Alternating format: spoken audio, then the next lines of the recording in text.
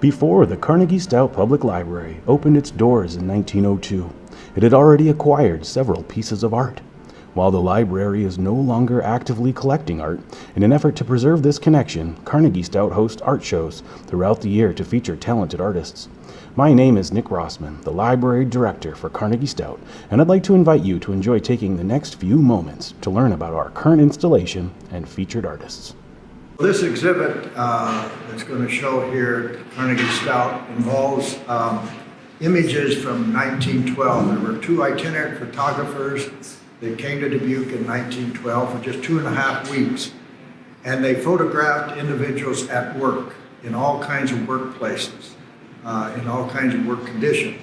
So hospitals, factories, offices, laundries, you name it, they were in these businesses doing photographs of individuals while they were working. Of course, they stopped long enough to have their photograph taken. And so this is really a snapshot in time. It's 2.5 weeks in Dubuque in 1912. So we're very grateful that they left the glass plate negatives with them when they left the community. And Peter Clower, the original founder of Clower Manufacturing, we think they have purchased those images, and then they were stored in wooden crates and they were put in a warehouse where they remained for over 50 years. And so they really are an example of survival by neglect.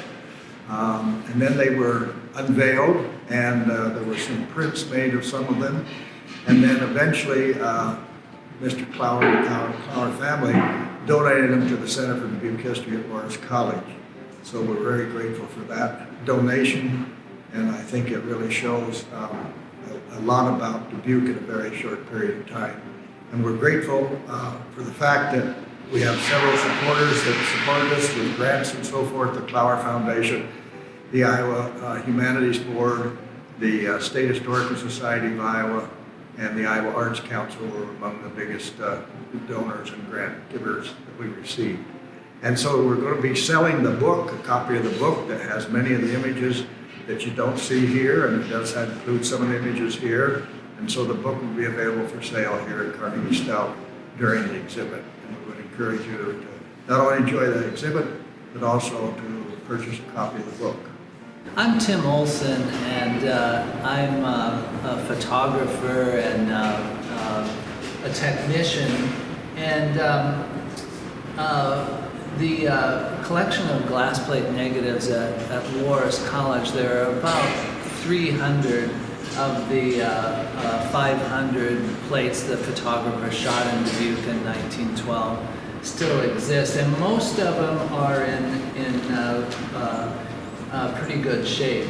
So what we did in 2012 at the 100th anniversary of the shoot is we scanned all of the negatives and cleaned them. This would be about the original, the size of the original plates. It's 6.5 by 8.5. And here you can see an example of one of the older prints, and then one of the new prints that we made after scanning the negative.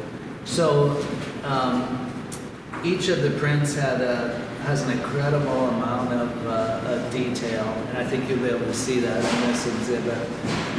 We also found some self-portraits of the photographers. They stepped in and posed as a customer if they needed to do that. So there are 18 photographs here out of the 500 that the photographer shot, and I think you'll enjoy it. Thanks.